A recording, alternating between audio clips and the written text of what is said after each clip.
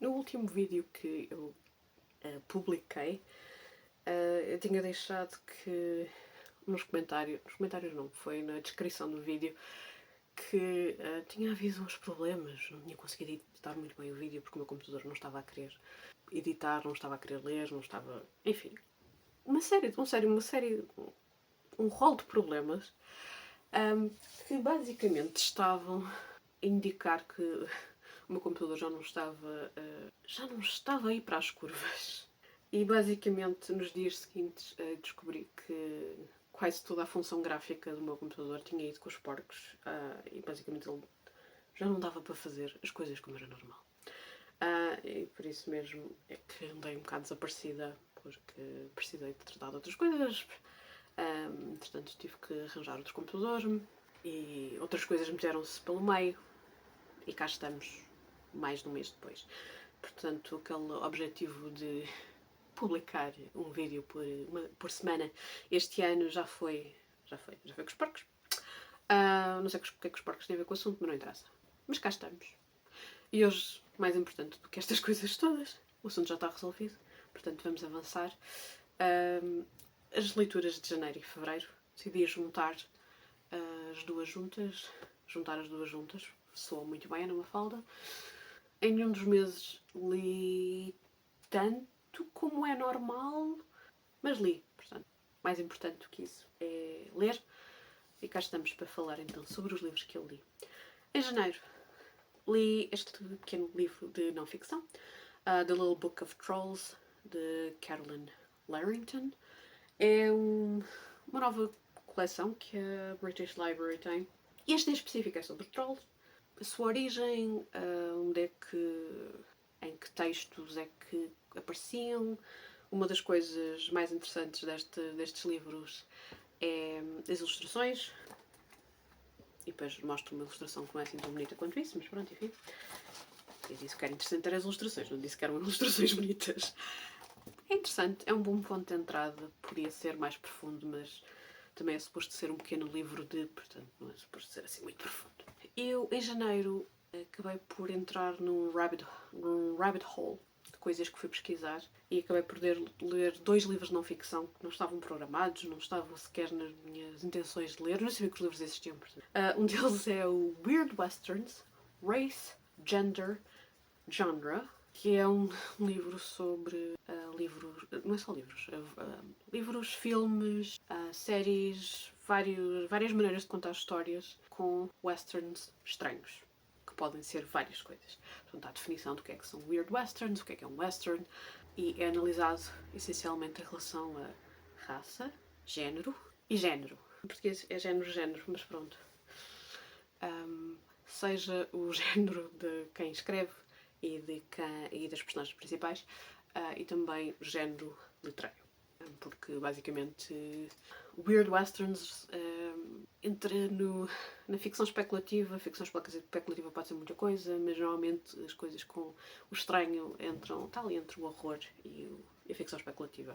Foi uma leitura interessante, não quer dizer que eu tenha ficado completamente interessada em todos os filmes, séries ou livros que foram mencionados neste livro, mas as reflexões feitas sobre os ditos cujos foram extremamente interessantes. E depois li também, que eu por acaso tinha descoberto ao contrário, os livros, porque foi exatamente porque eu queria ler sobre westerns especulativos, mas achei que era mais interessante começar a ler por Weird Westerns e depois ler o outro livro, que é o Speculative Westerns, Popular Representation of a Region and Genre, editado por Michael K. Johnson. É na mesma sobre... vários livros que são analisados. Este é mais sobre livros do que os Weird Westerns. E, mais uma vez, as reflexões são muito interessantes.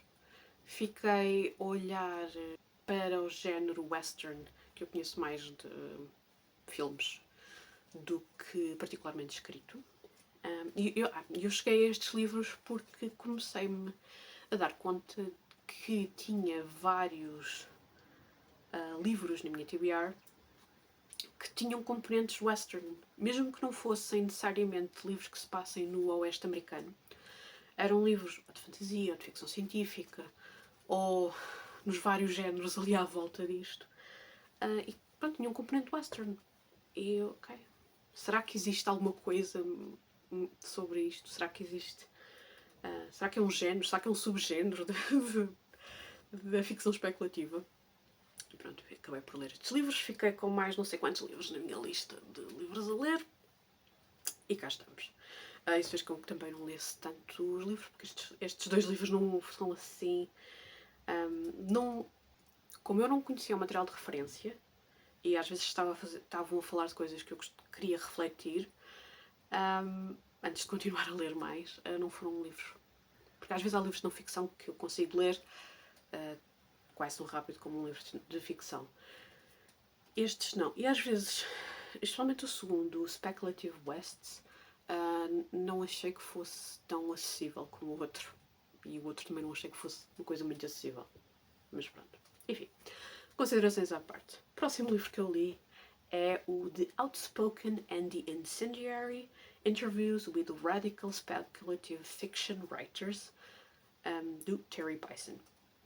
Este livro faz parte de uma série de livros da PM Press, que é uma editora independente americana, e há uma série de livros que é com autores especulativos desta editora que eu quero ler. Faz parte de uma das séries que eu gostava de ler este ano, ou pelo menos continuar a ler este ano. O Terry Bison foi o primeiro editor, e eu acho que ele era também o dono ou pelo menos um dos donos da editora.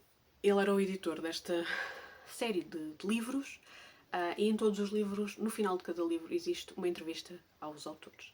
Este livro, então, que eu li, o The Outspoken and the Incendiary, reúne essas entrevistas, porque eu às tantas decidi que se calhar era interessante ler as entrevistas e decidir se queria ler os livros por ordem de publicação ou se queria agora vou ler este autor, agora vou ler aquele, porque já li uma entrevista e fiquei curiosa com aquilo que eles tinham a dizer. Resumindo e concluindo, foi interessante ler as entrevistas, mas a minha primeira ideia de ler por ordem e de ler a entrevista em conjunto com aquilo que o autor escreveu, o autor de cada um dos livros, fazem mais sentido do que ler a entrevista fora.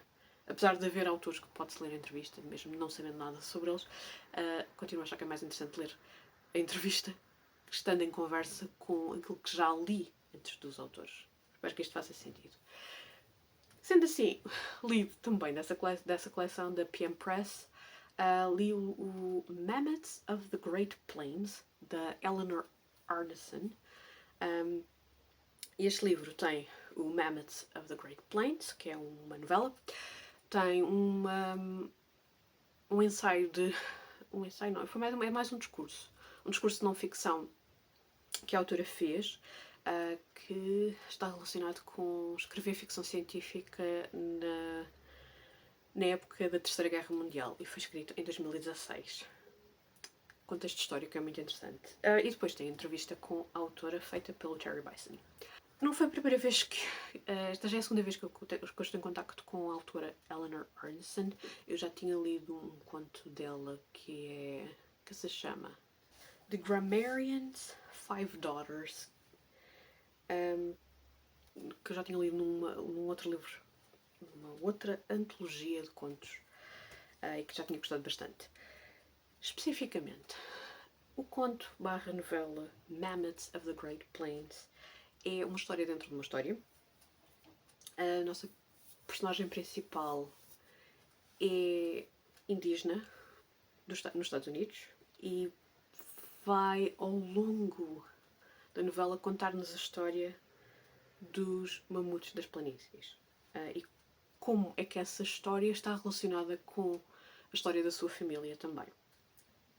É uma história de ficção especulativa, com uma parte histórica também, e eu gostei imenso da história. Não acho que seja uma história que vai gostar. Toda a gente vai gostar. Não só pela maneira como ela é contada, mas também pela pela parte especulativa, se calhar não vai agradar a todas as pessoas, mas eu gostei bastante. Gostei dos elementos todos. O último livro que eu li em janeiro foi o Made Things, do Adrian Tchaikovsky. Como eu tinha dito, não sei se cheguei a dizer em algum vídeo, é possível, eu já não me lembro o que é que digo. Eu gravo os vídeos e depois apago da minha memória. O que é que eu disse nos vídeos? Adrian Tchaikovsky é um autor que eu quero ler quase tudo. O Made Things é... Eu queria dizer que era das poucas coisas que ele tinha de fantasia, mas ele tanto escreve fantasia como escreve ficção científica. Apesar de eu acho que ele é mais conhecido por ficção científica do que propriamente fantasia. Mas o Made Things é sobre... É uma novela relativamente pequena e é sobre as duas figuras que vocês veem na capa. Exato. Que são feitas, que estão relacionadas com magia. Eu não quero dizer mais. Eu adorei a história, ok? Eu não quero dizer mais porque eu acho que é interessante ir para este livro sem saber o que é que vai. Que é uma coisa que eu raramente digo sobre um livro porque eu gosto de saber o que é que vou quando vou ler. Bom, mas nem todos os livros eu faço isso. Há livros em que eu sei, às vezes até sei coisas a mais, depois há outros que não. No caso do Made Things, não precisa, é fantasia, é Adrian Tchaikovsky e tem o selo de aprovação aqui do canal, o meu, aquele que vos servir melhor. E pronto, é isso. Fevereiro foi um mês do projeto Reading Fairy Tales, ou do meu projeto Reading Fairy Tales, e eu praticamente li só coisas, excepto a primeira, para o Reading Fairy Tales. Portanto, a primeira coisa que eu li foi um conto que o nome até pode fazer pensar que está relacionado com Fairy Tales, mas não tem nada a ver. Red Rose, White Rose, de Eileen Chang. É um conto de uma autora chinesa. E tem muito... Não foi propriamente um conto que eu tenha adorado, no entanto foi interessante ler e tentar perceber um pouco o contexto em que ele foi escrito. É um livro que está muito influenciado pela cultura chinesa, obviamente, em particular nos anos 30 e 40. E basicamente é um conto sobre um homem e os seus dois amores, que são diferentes, que têm características diferentes, que estão relacionados com estereótipos muito específicos da cultura chinesa. É interessante nesse sentido. Talvez eu tivesse gostado mais das coisas da autora se... Também só li este conto, mas talvez ficasse com mais interesse se tivesse gostado mais dos personagens. Não gostei, portanto... mas foi uma leitura interessante. Depois, as coisas que eu li para o Reading Fairy Tales. Li o livro Snow White Learns Witchcraft, Stories and Poems, da Theodora Goss, que era uma autora que eu queria ler em 2026 e adorei todos os contos. Basicamente, o que acontece neste livro da Theodora Goss, tanto nos contos como nos poemas, ela faz uma reinterpretação de contos de fadas, reconto, muitas vezes sem... Quando eu digo reconto, não quer dizer que seja um reconto fiel, é mais uma reinterpretação, um reinventar dos contos de fadas, de uma maneira muito interessante, e que eu pessoalmente gostei bastante, e para além de ter gostado da escrita da Theodora Goss. É definitivamente uma autora para continuar a investir e continuar a ler. De outra maneira, portanto, também para o Reading Fairy Tales, li o Black Winged Angels, da Angela Slatter, ou H.E. Slatter, ela é conhecida pelos dois nomes. Este livro em particular foi ilustrado pela Kathleen Jennings, que por acaso também é autora, é ilustradora, mas também é autora. O Black Winged Angels é o primeiro livro que a autora publicou e que ela escreveu como a sua tese de mestrado. E portanto, o que nós temos neste livro? Temos 11 contos, mas eu acho que só 9 dos contos é que faziam parte inicial, faziam parte da primeira publicação. Esta é uma reedição do Black Winged Angels, editado ano passado. E para além de ter os contos que a autora escreveu, tem ensaios que basicamente era a parte mais teórica sobre o que estava por trás, não só da construção destes contos, mas também da inspiração da autora, ou qual era a base para a autora para para estas reinterpretações de contos de fadas. Este primeiro livro para mim foi 5 estrelas, ambas as partes. Não só os contos, mas também a parte a parte mais ensaísta do livro. Não creio que seja um livro que vá agradar a todas as pessoas.